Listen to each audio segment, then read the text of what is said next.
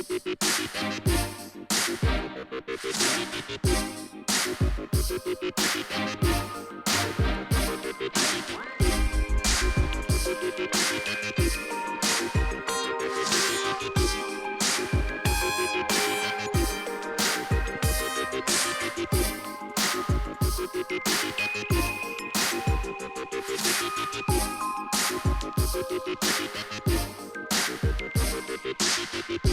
his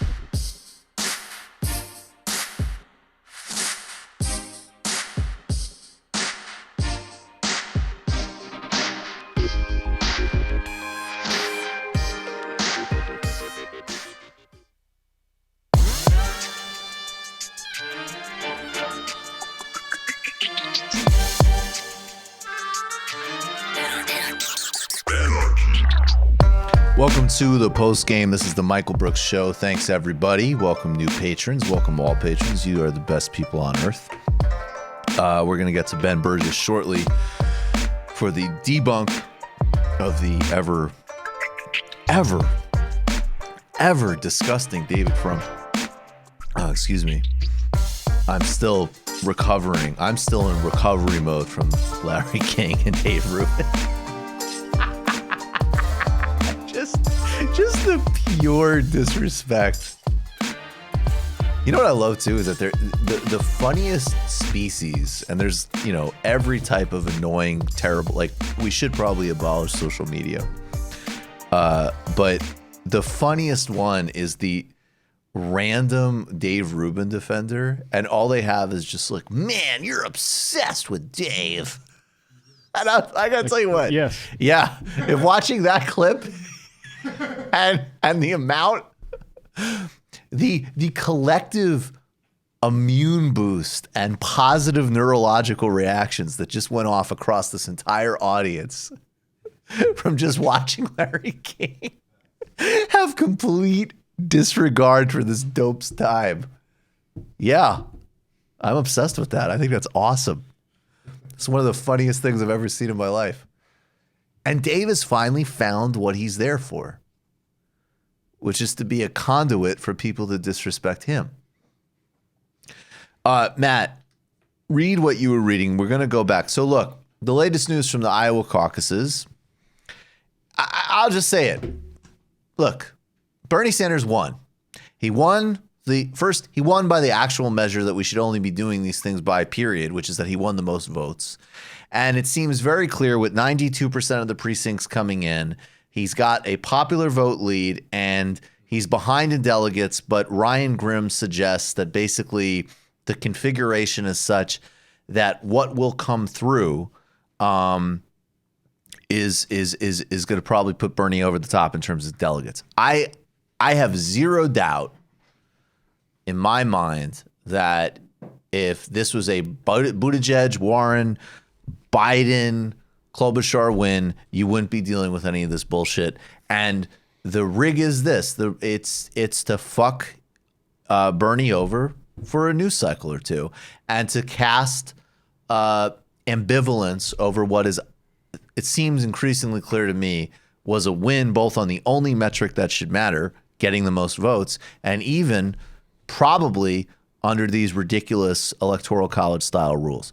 Matt, you had something on this. Yeah, I've got a source in Iowa. Says this: knowing what I know about the Iowa caucus and what is happening right now, I feel pretty comfortable in co-signing on the conspiracy theory that the National Democratic Party aided in destroying the legitimacy of caucus to blunt Bernie's momentum. And most of my family agrees, who have been caucusing since its inception, that something was dramatically different this time. I can't tell the motive, but they all feel the whole thing was wrong, starting with the poll being pulled.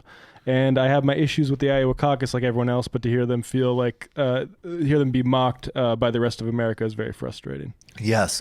That's the other, of course, that's the classic technocrat wanker narrative, which is that you don't, at the bare minimum, take any responsibility for the gargantuan incompetence and ludicrous deal-making coming out of the DNC and the multitudes of embarrassing conflicts of interest. You go, oh man, these people in Iowa are dumb. Yeah. They couldn't figure out this completely useless, unnecessary boondoggle app that we built for no reason. What idiots. As Pod Save America said, Iowa, you had one job. That's what they tweeted out for their episode. Wow. You had one job. Well, actually, apparently Shadow had one job, which was to create an app that we didn't need to make this more efficient. Yeah.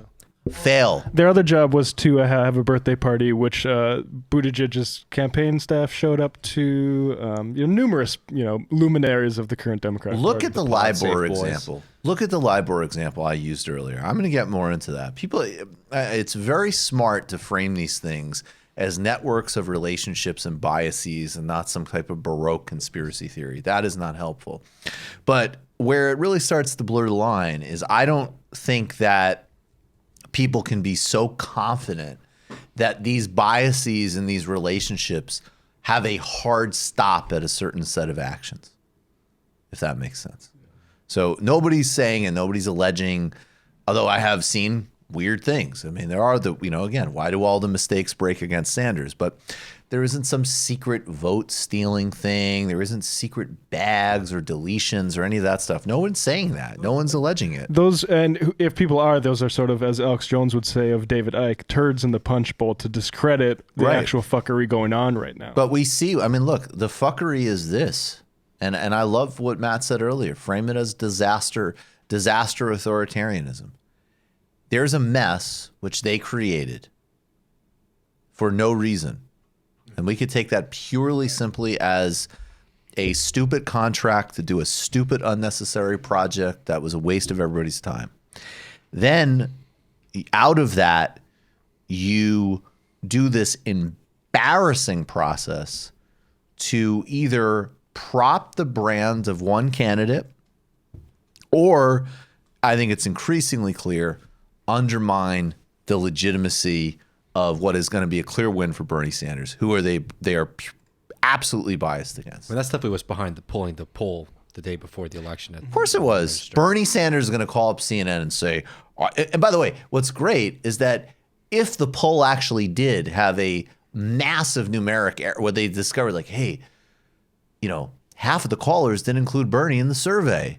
There's an actual problem here. And if Bernie campaign went, oh, there's an actual problem here. Can we get a delay or redo a poll? They go, no, bro. What bros? You're asking for a fair poll. That's just like Trump. Mm-hmm. So, spare me. There's obvious biases here. And I like the LIBOR example because that literally was people manipulating a score that was supposed to be sacrosanct, if you actually could be delusional enough to believe these things. And a lot of people are. And those things were manipulated for, as in one case I used earlier, a sushi lunch. Because people have biases towards people that they make money with and they're friends with. And there isn't a magical stop sign somewhere. I mean, the whole thing's corrupt, man. I mean, It's just ridiculous. Yeah. And we still won. And we still won. And you should take this as momentum and fuel to humiliate these people in New Hampshire, to embarrass them in Nevada, to destroy them in California. And by the way, you know what? I think there's a shot at South Carolina. There's a huge amount of activity in South Carolina. Yeah. So let's make this happen. And also, let's not bury this too. Joe Biden got his ass kicked. Yeah, he really did. Like, that's like, we're not talking about that enough. Joe Biden literally got his ass kicked by everybody. No, he got washed. Well, this was, of course, another hilarious thing because the Biden campaign, more so than any other campaign, the Biden campaign actually has surrogates coming out on television saying, like, casting doubt on the whole process. But of course, that's not a conspiracy theory, as much. What's this number we have up? Just some 538 stuff. It looks like how each candidate has a chance of winning. Bernie has been really going up fast here, and I think I thought they had state-by-state results, and Bernie's been just skyrocketing in all of them. But I mean, the last big poll I saw from South Carolina, Bernie was, something around like 4% behind Joe Biden, which when you remember that just a couple months ago, like Biden was coming up like 20 points ahead of him, is massive, and it puts it within striking distance. Absolutely. Let's actually get to we're gonna get to Ben in a second, but let's actually, you know what? Let's just do two quick things. We'll do we'll keep basically. What is the Iowa situation? What is the DNC, and what is Tom Perez? Let's play our sound drop, Matt. Oh, sorry. Because this is going to be this is going to be a segment, and we're going to just retroactively do this to make it a segment. And we'll keep talking about this, obviously. But it looks like it could be something that will be not good. Believe me, not good. No good, really bad for you, but it looks like it could be something that will be not good. Believe me, not good. Hello. And of course, bear in mind, including, more resistance type people, when you start having a fuck up like this and a bias like this, who is going? It is a absolutely valid, legitimate, and I think expected outcome and concern that Donald Trump, with the support of Bill Barr, who are authoritarians, will come out. He could lose in a landslide. He will come out and say, well, but I won if you don't count the 40 million illegal votes from illegals. Why did Democrats get to do quality control and I don't get to? Why did Democrat? We had quality control, Iowa, quality control, and now there's no quality control. We're gonna have the qualitiest control you've ever seen. It's gonna be unbelievable the amount of quality control that you'll see. It's gonna be tremendous quality. So while they're engaging in all of this garbage and obfuscation, as always with Democrats, they are opening the door strategically to a much larger assault from Republicans. This is important too. We were talking about this during the break, and Michael made the point in the commentary about how the problem with what we're seeing is just how incompetent the Democratic Party is. What happened in Iowa really opens up an opportunity for Republicans. The big story in Texas today has been the fact that the Secretary of State, who's the person who's going to govern the primaries in Texas that are coming up, who we should know is a Republican, has now informed the Democratic Party that they are not going to be able to give them results the night of. Oh, wow. Right? Is this not a clear quality control that's exactly, sweeping the nation? You've given an opportunity to people who their job. The Secretary of State, if you're a Republican and you're a Secretary of State, your job is to suppress the vote and to destroy democracy. Do you not see what you've given them by making it seem something that's legitimate for the Democratic Party to run their own elections and for it to fall apart like this, for Republican, Secretary states that are run by Republicans to be able to mess around with the totals? I mean, it's absolutely ridiculous. It's a gift. It's wrapped up for them. It's a gift to fascism, is what Matt said. What a massive gift to Donald Trump. They just can't keep giving him gifts, from Clinton wedding attendances to Hillary Clinton as a nominee, and now this. We got to do quality control. Democrats love giving Donald Trump gifts. Yeah, we need to figure out what the hell is going on. But I'll tell you what. If I'm able to do quality control into a second term in the White House in exchange for shutting down the free press and having a formalized apartheid state and a gesture of bipartisanship, I will allow Nancy Pelosi at one and not more than one time a year to suggest that I am being rude in a public forum. And it is through this spirit of bipartisanship that many Democrats will be satisfied. Thank you. Thank you all so much. That's like Trump. That's like Trump. That's like Trump being bipartisan. It's just in exchange for building an electric wall that is sensor monitored to murder people of color on contact, the Democrats fully fund that, as well as apologizing for Barack Obama being president. I will extend the offer of Chuck Schumer and Nancy Pelosi to have 5 minutes on local PBS affiliates to suggest that I could do more to reach out to them. I think that's fair. We negotiated very hard. The president initially wanted to give us 3 minutes. Now it's 6.5 minutes. And that's Democratic Party leadership.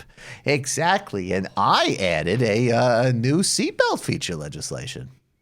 So I think we're doing very well. By the way, speaking of South Carolina. Yes. Take a look at this poll. Let's see this. What's the latest South Carolina poll? Looks like we got a healthy little jump to Bernie here. Ooh, baby. Look at that. Biden is just collapsing in basically every single one of these. We can go to California. California's big. By the way, you can already Bernie's vote in pulling California. away. Look at that. If you're in California, vote in your early ballot for Bernie, and then go get to those doors and those phone calls. Also, there's a big scandal in South Carolina that's sort of interesting. Yeah. With Tom Steyer. Yes, talk about this. This is interesting. Marty Funkhauser getting a little dirty. Yeah, I mean, so basically, it seems that I believe it's a state representative who had been leading Biden privately after receiving around $40,000 for community work in their district in South Carolina, has now come out publicly in support of Tom Steyer. Where did that $40,000 of community work come from? Yeah. I wonder where. I mean, it just goes because, I think there's been a narrative that I know Tom Steyer's can be cute to some people, and like his whole thing with Bernie was a fun meme, but we should not forget the fact that this is another billionaire who understands what it means to have a lot of money, which means that if you give people money, you can influence their decisions and you have a lot of power over them. And Tom Steyer is very much a part of the same kind of system as Bloomberg is. He's the friendly oligarch who's trying to buy He's the nice presidency. one, who wears like a Native American belt that he paid a lot of money for. And, it's like, he's a very sweet guy. I got this from my Ojibwe friend. Anyways, can I buy the rules committee? We implemented a mindfulness practice in my private prison farm. And that helped. Let's do a little dose of Bernie before we go to Ben Burgess. And I want people to watch this because I want to be really clear about my trajectory here. I thought about a year ago, after the midterms, Donald Trump, who is unpopular, and we'll get to a little bit more of Donald Trump in a minute, but there is some truth to the fact that Donald Trump is in fact uniquely unpopular, making him more vulnerable than the conventional models would suggest, right? The conventional models would say, if you're a president with economic numbers that look like this heading into re-election, you're in pretty good shape. To which I would add, except for the untested proposition that you have a candidate that will call bullshit on the numbers and talk about the real story, which in fact we have a slight test of because that's actually what Trump did in 2016 when Clinton talked about how great everything supposedly was. But beyond that, we got to realize that a Gallup poll came out yesterday showing him with, I believe, the highest approval ratings to date, including first and foremost on the economy. And that's happening right in the middle of impeachment. They are going to follow an extremely shrewd reelection strategy, which we'll get to in a minute, get to later in the post game. And the Democrats have totally deteriorated as performers. So my point was, a year ago, I wanted Bernie because we need a Bernie Sanders agenda. As an objective analyst, I thought there were multiple candidates that could beat Trump. I thought Kamala Harris could beat Trump. I thought Joe Biden could definitely beat Trump. I thought there was a few others in the mix. To be transparent, I really have never seen Elizabeth Warren able to beat Trump. That one I always had very big question marks on. But I thought Harris could beat Trump. I thought Bernie could beat Trump. I thought Biden could beat Trump. And I saw multiple pathways. There was even a second. I never thought he would go anywhere in the primary, but there was a second where I thought O'Rourke could actually potentially beat Trump. So we're at and then for a long time I've said it's Biden or Bernie, and wow, Biden is looking bad, literally, right? We're at a point where I want people to be slightly serious about this. You really think Pete Buttigieg, a 37-year-old with no record and a off-putting style to anybody outside of the professional managerial class, is going to beat Donald Trump? I mean, I don't know what kind of fantasy universe you're in. Elizabeth Warren has vulnerabilities that, fair and unfair. We're not allowed to talk about the Native American thing in a Democratic primary. People have decided that's uncouth, okay? Donald Trump will dine on that for months. And most normal people think it's super off-putting, fairly or unfairly, okay? Amy Klobuchar, again, I have to go to the Buttigieg example. Do you really think that this is a person who's going to contend with Donald Trump? And I got to tell you, I say that at a point where even though she is a disaster with her own obscene and racist prosecutorial record, which we will spend more time on, I would put Klobuchar above the others right now. In other words, if you said, hey, and then Bloomberg has money, okay? And money matters because we're in oligarchies. Steyer has money. We're in a plutocracy, right? It matters. You really think Mike Bloomberg is going to flip back the Midwest? You really think going to Wisconsin, be like, I got something for you, disgusting slobs. No soda, no e-cigarettes. And until recently, I will pretend. Fine, you should have another $3 an hour, you lazy, uneducated slobs. By the way, I make more money than Donald Trump. Doesn't that sound great? I also have super close relationships with Wall Street and China. I'm ready to take back the Rust Belt, baby. Yeah, also no guns. Yeah, no guns while we're at it. Here's what I have to say for you. No safety net and no guns. It's a fair trade. Yeah. No sodas and no guns. No sodas, no guns. Good luck in the That's Midwest. exactly how you speak to the heartland.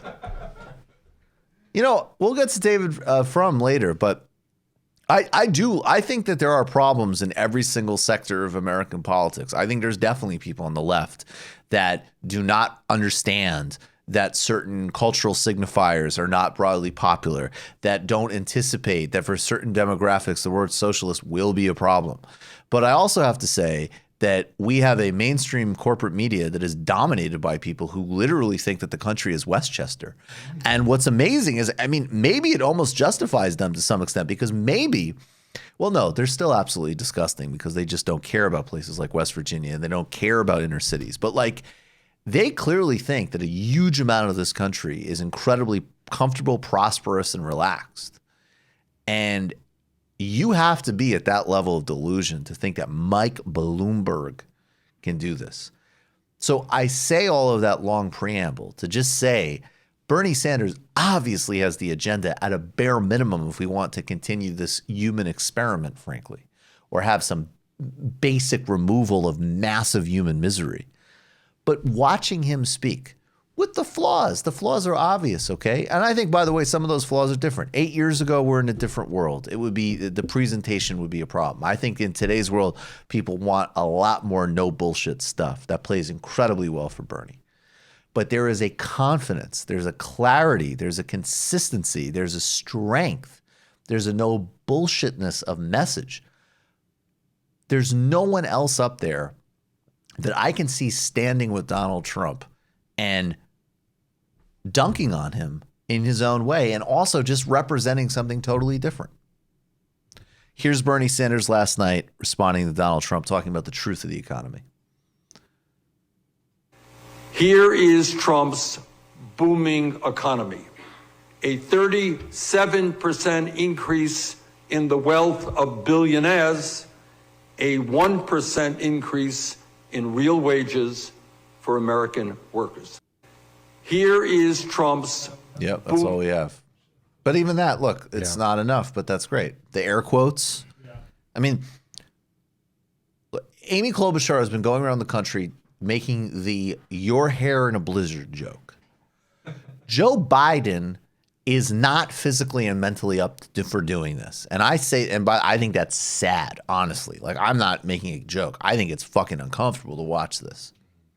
Elizabeth Warren, just as we don't live in Westchester or Greenwich in the whole country, we also don't live in Cambridge in the whole country. That is the only person that can go and Pete Buttigieg, come on, be real. That is the only person that could stand there and just say, "You're full of shit, and I'm going to level with you." I mean, it's the writing's on the wall. And by the way, if we were strategically self-interested and cynical because of the war that's going to happen against Bernie and how hard it's going to be, it's totally achievable and we will win. but it's going to be brutal.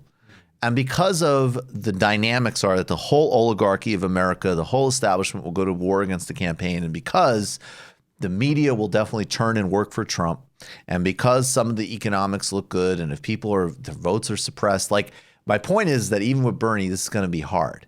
If we were narcissistic, I would just sit back and go, well, I'd certainly prefer Trump get reelected by beating Buttigieg. But we actually care about human well-being, and we actually want this to work, and we're actually desperately concerned about closing down concentration camps, getting people health care, doing something about climate. That is only one path that's legitimately available for both what must happen and the bare minimum of defeating these people. I legitimately don't see it any other way. And I've always been very transparent about who I think is winnable and not winnable, including people that on a policy. You think I liked Kamala Harris's record and policy set? Joe Biden's one of the greatest nightmares and problems in modern politics. Okay, and I was totally wrong about both of them. But a year ago, I think they could beat Donald Trump. Have you seen like Joe's big line? Donald Trump's like, I'm going to give him a new nickname.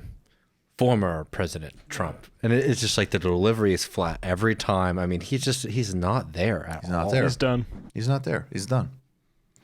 I mean, frankly, for the sake of, removing Trump from office, it'd be nice if he had a few more marbles. Like, to have a chance of Bernie getting in office, obviously it's advantageous that he's just completely not there. But, like, it's bittersweet. Right. Absolutely.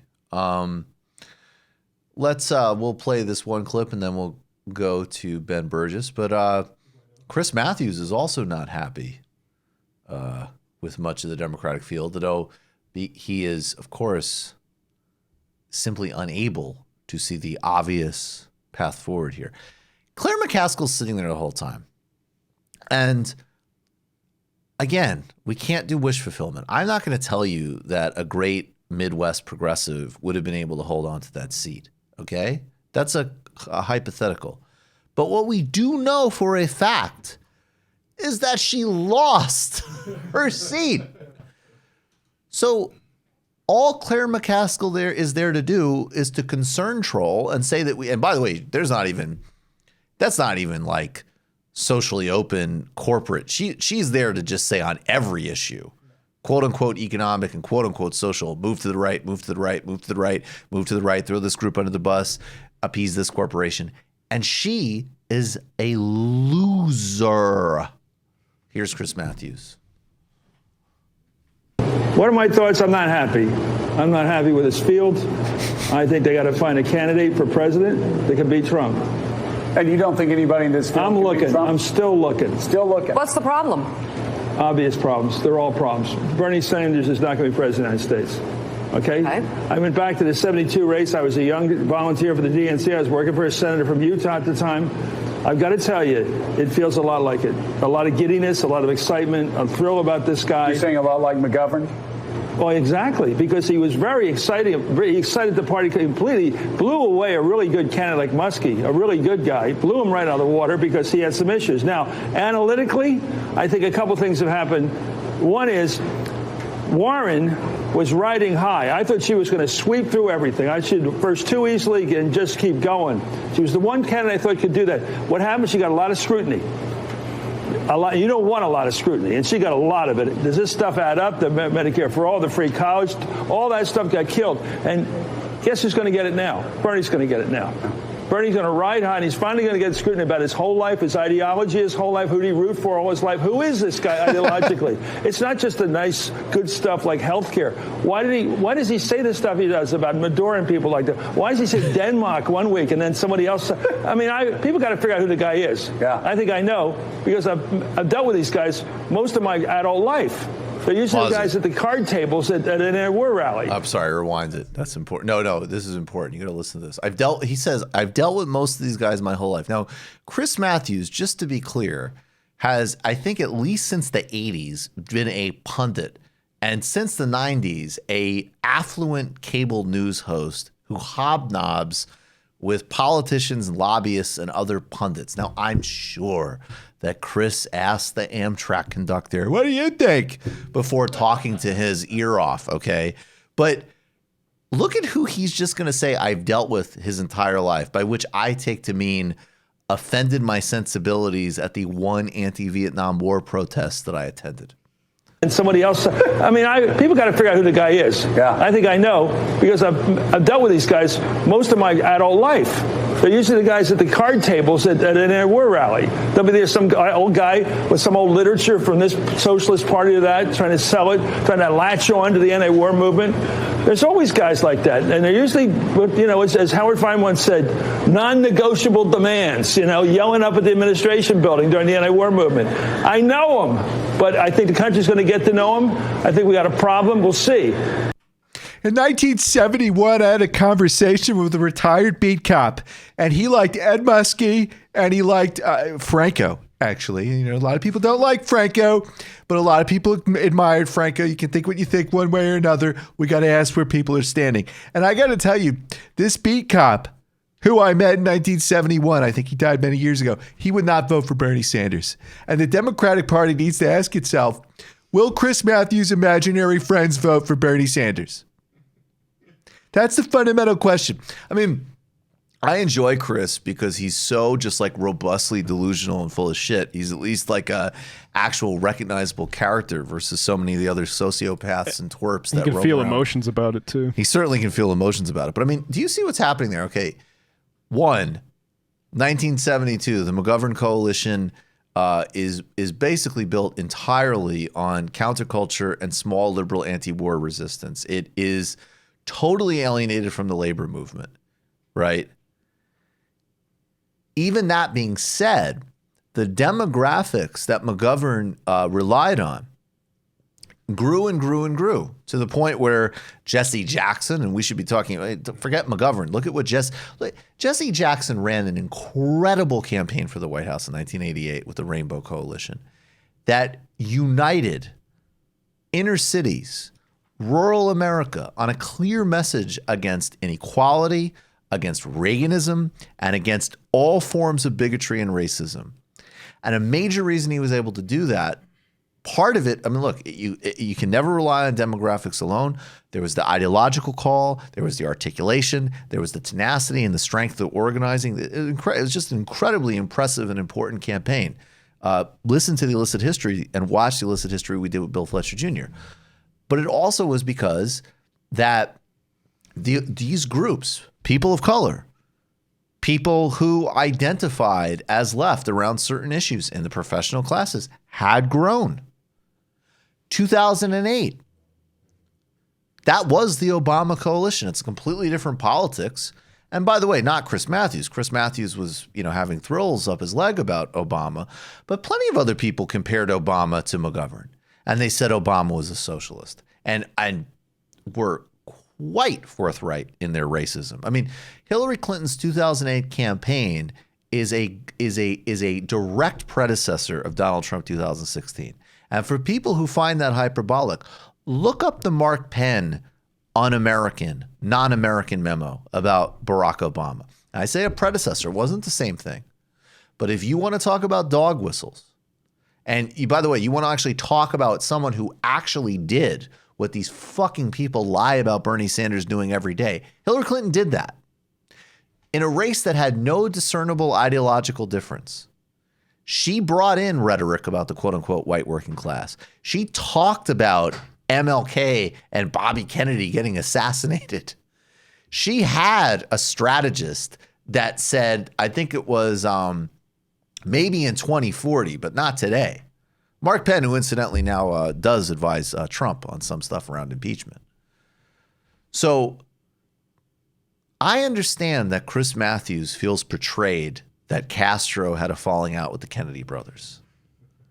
And I understand that Chris thought he was a super groovy guy because at some point he realized that Vietnam was wrong. And I'm sure he would be in the mistake category, not genocide. And I'm sure that it was a super major bummer when he was going to the anti-war protest to try to meet some groovy chicks and show that he was cool, that there were some people there with some actual politics. And I'm also aware that Chris has built an enormously successful career by basically saying the same thing for decades. But I have some tough news for you.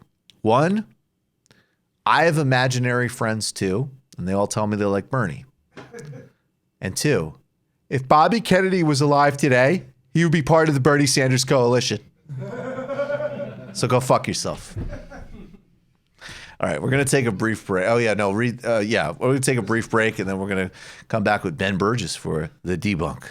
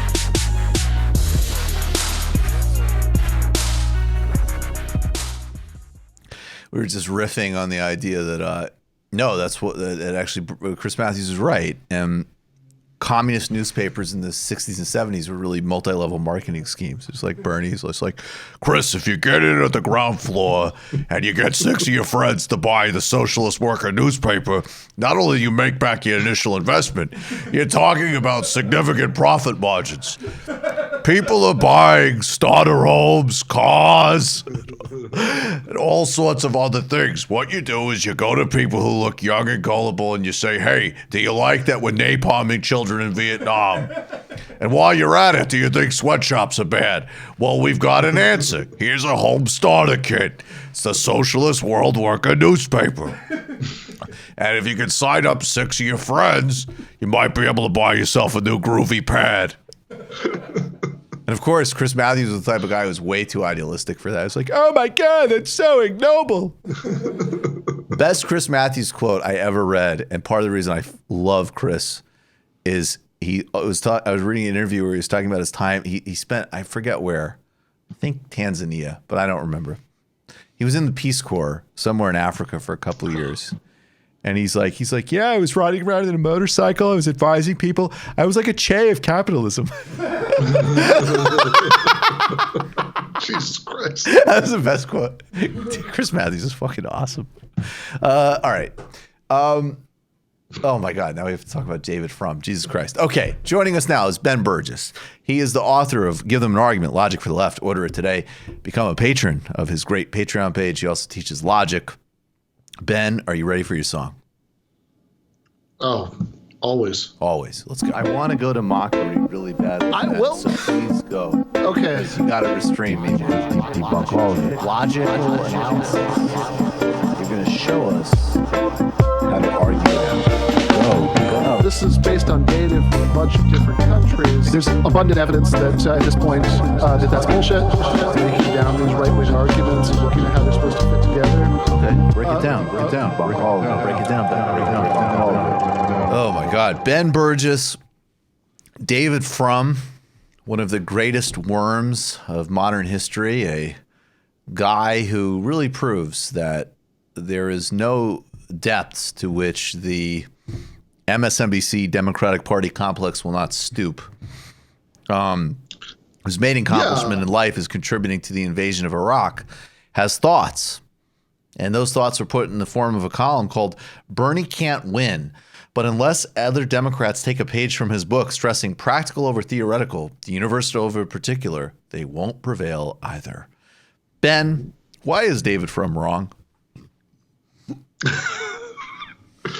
Well, I mean, David Frum is evil because he was the Joseph Goebbels of the Iraq invasion effort, but he's wrong in this case because he's just sort of lazily stringing together some negatives about Bernie in the like very, very phoned in way, right? I mean, say what you want about the Axis of Evil speech. At least it had some, cadences, and there was like rhetorically there was something going on there that was kind of compelling, but this is just weird. So if you look at the article, and I think we should just admit straight out that, like, all right, last time we did the Michelle Goldberg version of this because it was like the best of the bunch and we wanted to deal with the strongest version of the argument.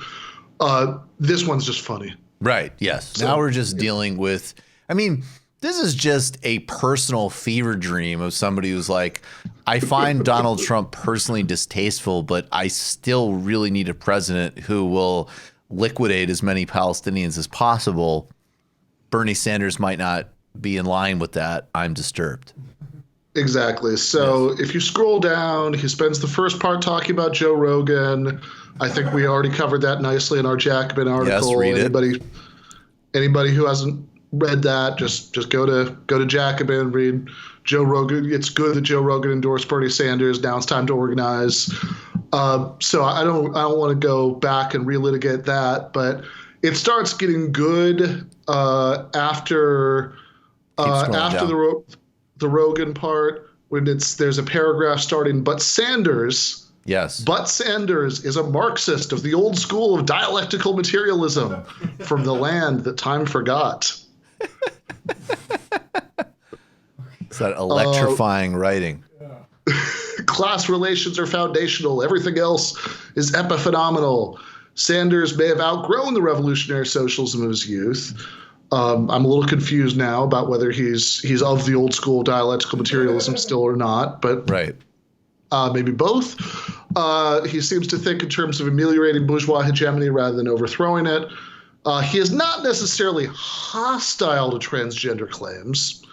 He has co-sponsored the current version of the Equality Act, which includes transgender people in the classes to be provided equal public accommodation and be protected from job discrimination.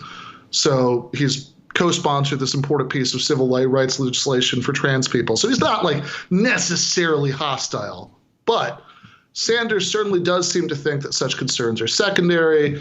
And then he quotes their answers to a debate question about it.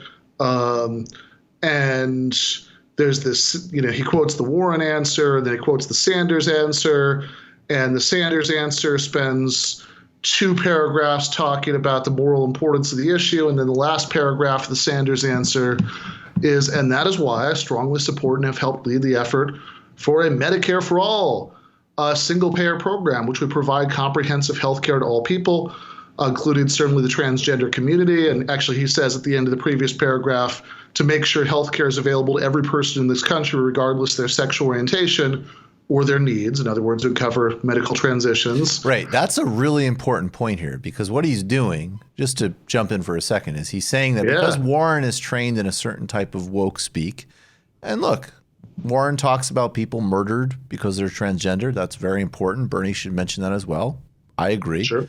Absolutely. But we're analyzing this in the context of a fundamentally bad faith argument. So what Bernie's actually saying here, though, to be really clear, is that a universal health care provision is going to cover and take care of people in their medical treatment, specifically as transgender human beings. That's a fundamental rights and equity commitment that is central to a single payer claim. So this is really important point here because Frum is actually cynically disregarding one of the core tenets of pure equity here. He is, and the way he summarizes it after the quotes is Sanders checked a box of support for the identity issue and then returned to regular programming. For Warren, the identity issue was the regular programming. So if we translate this, what he's saying is that Bernie Sanders, instead of just talking about the issue, the sort of general importance of the issue, talked about the general importance of the issue and talked about how he would actually help trans people in real world terms, whereas Warren just talked about her support for them, which, one would think that that given a candidate who signals their support and given a candidate who signals their support and then talks about what they're going to do in concrete terms to help you with your specific needs, that second one actually sounds more useful to me, but maybe I'm stuck in the land of dialectical materialism that time forgot. Right. I also come from the land of dialectical materialism that time forgot. I also come from the land of Google searches, which is apparently very current. And what you can do is you can actually discover, and look, I'm sure Warren has evolved and outgrown this position, but you can find things like in 2012, Elizabeth Warren saying that she wouldn't cover prisoners' transitions.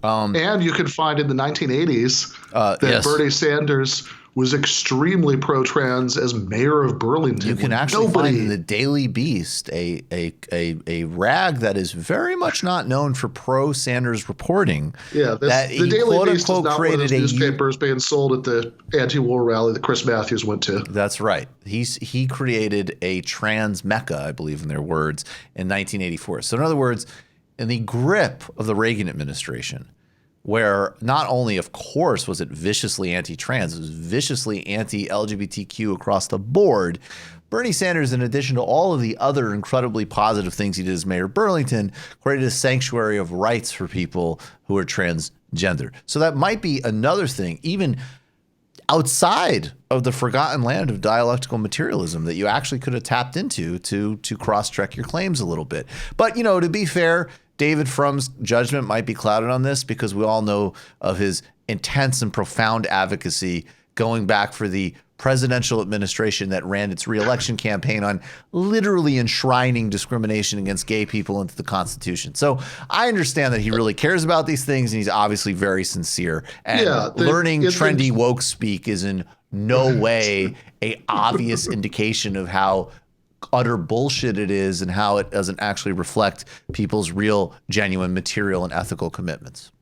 Yeah, I mean, the 2004 election, when his boss was running for re-election, literally by doing things like, even in states that already had specific laws prohibiting marriage equality, they would do referendums redundantly double or triple banning it just to get out the vote.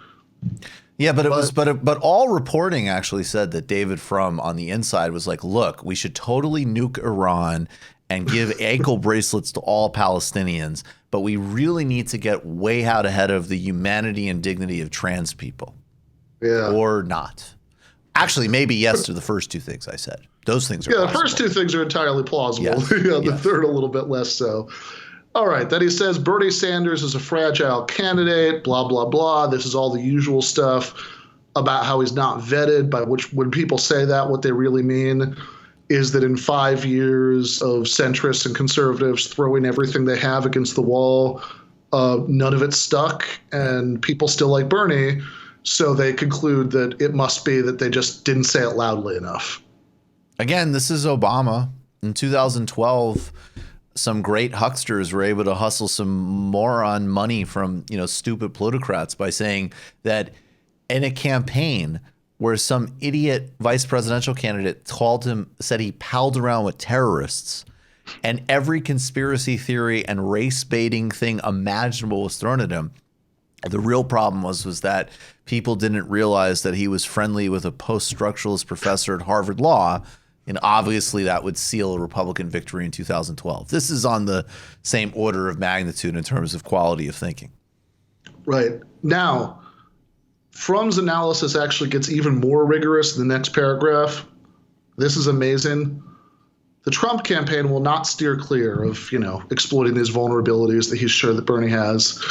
It will hit him with everything it's got. It will depict him as a communist in the group of twisted sexual fantasies, a useless career politician who oversaw a culture of sexual harassment's 2016 campaign through 2000, which, by the way, I'm sure Donald Trump, of all people, would be very credible on that last one. Totally. Through 2019, Trump and his proxies hailed Sanders as true voice of the people, threatened by the evil machinations of the Hillary Clinton machine. They will not pause for a minute. So I just really want to, this is just amazing that this is the specific prediction that Fromm is making about the attacks that Donald Trump, remember, that Donald Trump is going to make. They will not pause for a minute before pivoting in 2020 to attack him as a seething stew of toxic masculinity. Vicious online followers martyred the Democratic Party's first female presidential nominee. This guy's so toxic, everybody. I don't think he's ever even read Bell Hooks. It's a disgrace. Yeah, no, just the idea that Donald Trump is going to focus on toxic masculinity.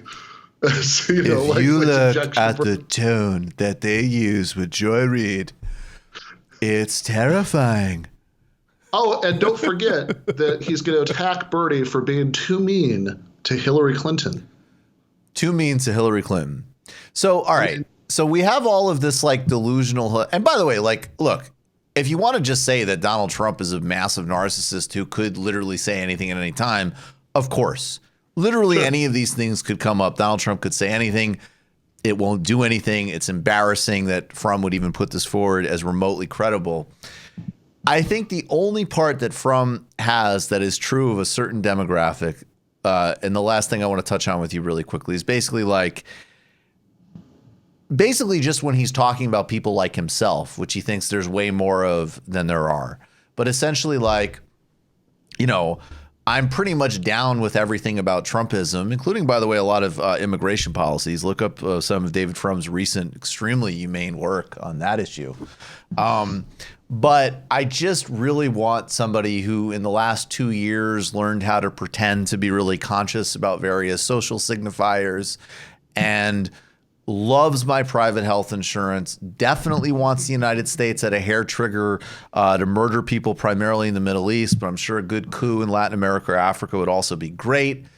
And I just want somebody that I can exercise my personal sense of feeling good about to vote against Trump. I think he's totally right. I think those voters do exist. I think some of those voters helped flip, affluent districts in 2018. What's the answer to that part? Well, the answer to that part is, in fact, that the idea that you win primarily appealing to those voters in a presidential election has been tested. Right? This was Chuck Schumer's immortal prediction about losing laid off workers. For every one of those, you're going to get 2 suburban moderate Republicans, suburbs of Philadelphia. So it seems like, particularly, again, one would think that if you were serious about the issue of how Democrats can win in 2020, which I'm sure David Fromm is, coming from nothing but a good faith, advice placed on that issue. Of course. Obviously, Totally. What other agenda could he possibly have? None. But if you were serious about that, one would think that you would be particularly interested in the states that Hillary Clinton lost, those electorally crucial Rust Belt swing states. Where people love their private health insurance and yes, people love their private health insurance. Concerned that we don't have enough wars overseas. Yep, and other than those 2, keeping private health insurance, right? Everybody there loves Blue Cross Blue Shield. That's right. everybody there wants to invade Iran. And most importantly, everybody in Michigan, Wisconsin, and Pennsylvania is very concerned about toxic masculinity. Absolutely. I thought, he says it's a multiracial coalition, but I don't hear intersectional discourse. It's a disgrace. But he says he wants everybody to have health care, but he doesn't speak about the unique lived experience of black bodies. It's a disgrace. Yeah, no, absolutely. Like, if Bernie Sanders is the nominee, Donald Trump is going to start quoting Kimberly Crenshaw in campaign speeches. Like, that's just, he'll just go They say all out. it's class, but we also know that racism functions independently of class. Yeah. But Bernie doesn't say it because he's crazy and toxic. Bernie must disavow Will Maneker. There's a podcast culture on the left, and it's really when you think about it, not opposing me is a form of white privilege when you think about it. That's all Bernie is. Free stuff for white males. It's a disgrace. And Fromm throws in, last thing, a analogy that I think has to be quoted here for the paragraph. He says he supports freedom to go to what bathroom you belong to. But what was his facial expression when he said it? I want an intersectional body language expert. It's really unbelievable because if you listen to Kamala Harris's cousin, she said that Bernie didn't smile when he mentioned Bayard Rustin. This is the Democratic nominee. It's outrageous. What's great is that all of those arguments actually at this point are stupid enough that he could use all of them. He could probably sell them better. You probably could. Yes. So there is one last thing here I think that's got to be mentioned because it's too amazing that David Fromm wrote these sentences. The members of the team around Sanders are experts in Democratic Party factional infighting. I hope so. I wish.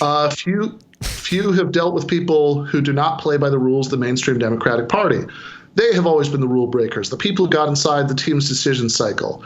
They have been the Minutemen fighting the Redcoats, picking off the other side's regulars from behind trees and fences. Now, this is in such good taste coming from the guy who sold us the Iraq War. They are about to experience what happens when a militia faces off on an open field against a ruthless modern army with cluster bombs and napalm. Yep. Famous militia implements of war. Yeah, this is really... David Fromm's head is in a very woke place here. I feel the liberation of not pretending to care about trans rights in this graph. I'll give him that. Yeah. I'd also note, though, that his confidence that the ruthless modern army with cluster bombs and napalm is always going to beat the scrappy militia, that one wonders if he knows what happened in Vietnam or Iraq. The Viet Cong won, asshole.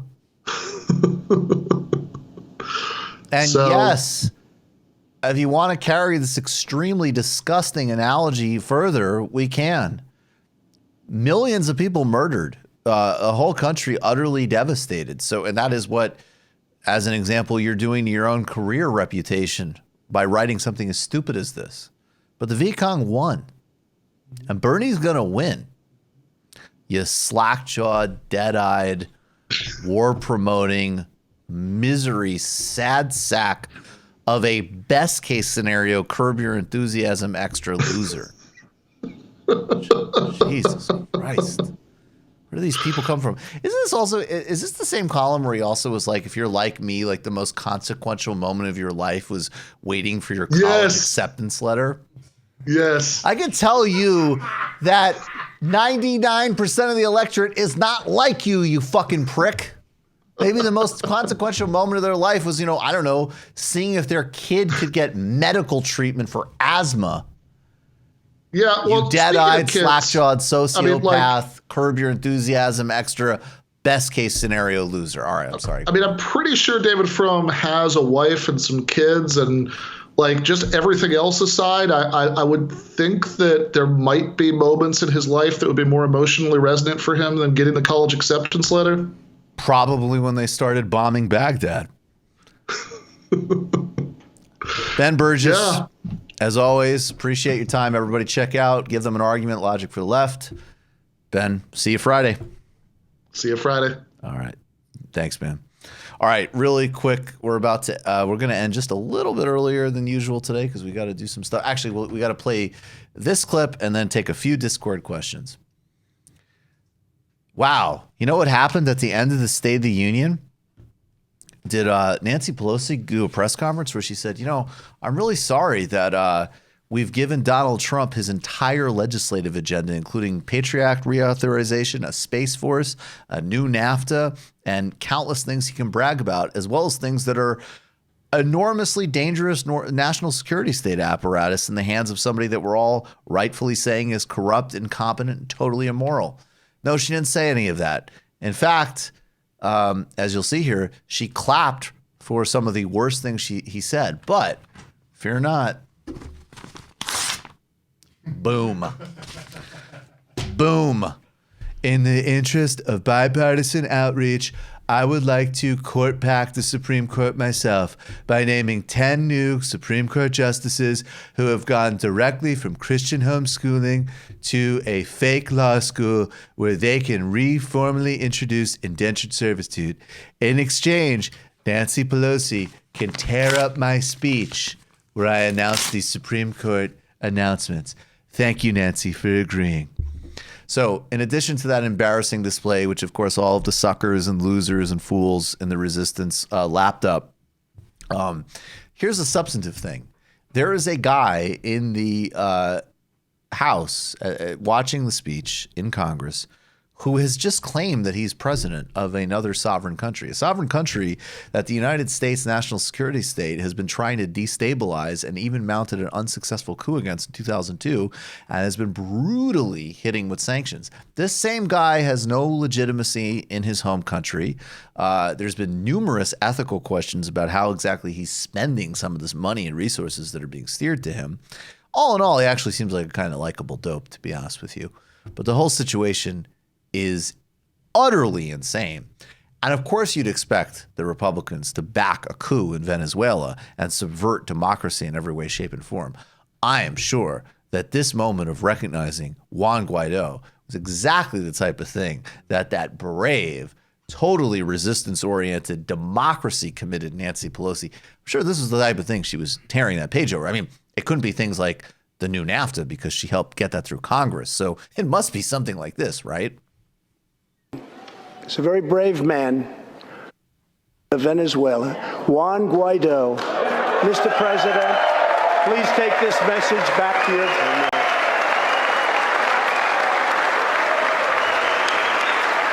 It's a worm.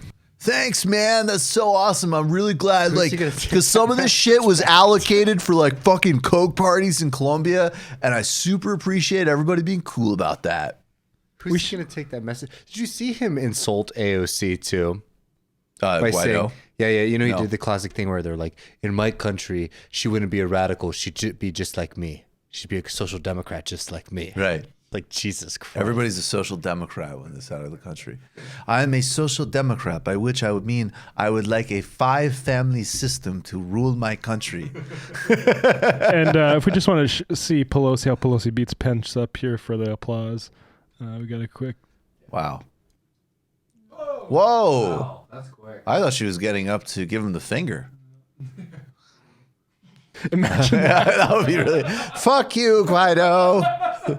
Solidarity with Chavez. You know how awesome. I don't know if my opinion about somebody MS-13 lover. And she'd be great if she was just like, I do love the young men of MS-13. They're enterprising.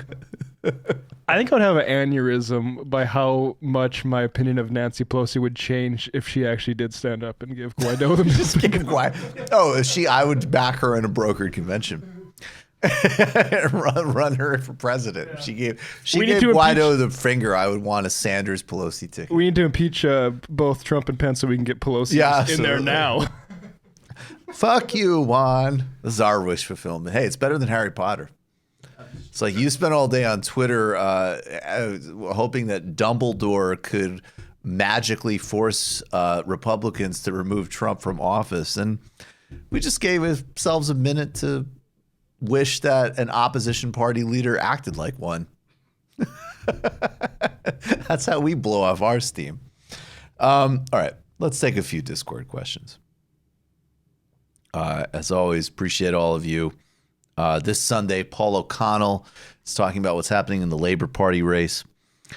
When's the OAS going to make a statement about the Iowa caucuses? Well, that's a good question, but I think they might be on the other side of these sorts of questions.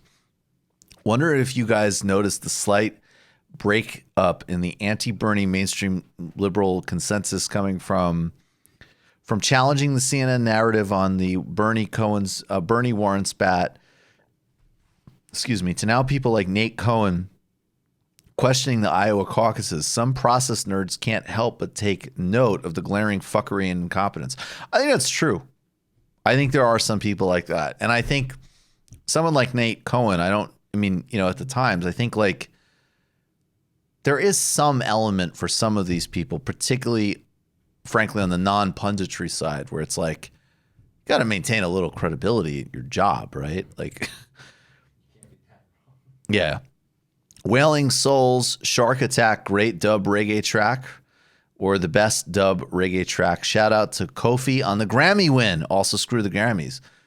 You know what? I didn't even know that because I pay no attention to the Grammys, but Kofi is a genius. Everybody should be listening to her. Radar equipment in Thule, Greenland mistakenly interpreted a moonrise over Norway as a large-scale Soviet missile launch. Upon receiving the report of the supposed attack, NORAD went on high alert. However, doubts about the authenticity of the attack rose due to the presence of Soviet leader Nikita Khrushchev in New York City at the head of the USSR's United Nations delegation. Exactly. Yeah, if you want to freak yourself out, there's two books. One's called Command and Control, and the other is called The Dead Hand. And The Dead Hand is by David E. Hoffman. I can't remember who Command and Control is Eric Schlosser. But they are terrifying. Terrifying. A live show in Seattle when? That's on the docket. That's all I could tell you. Portland and Seattle are both going to be coming sooner than later. But I will give a hint. Obviously, April 3rd is Austin. Then the one that will be right after that is going to be in Boston, dude.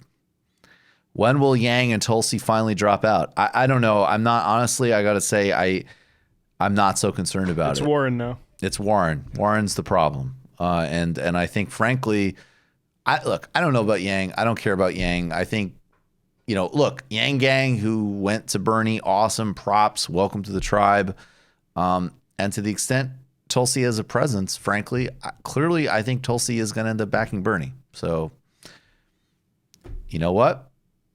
My critiques of her are very clear and very much on the record. And right now, if she backs Bernie, she's in the net positive column. Last question from Drunk Dalek. Can Corey Pine get into the apps uber alles techno naivete too many people have? I think we did that. And that is an incredibly important thing. All right, folks, I believe next Tuesday we're back to our normal time. Malaika Jabali is going to be here. We're going to talk about her new documentary. We're going to do some results. We might also have some time with Adolph Reed. Spread the word. We appreciate all of you. Thanks to everybody in the crew who made this possible. And thanks to each and every one of you. All right, peace and love. Bernie won.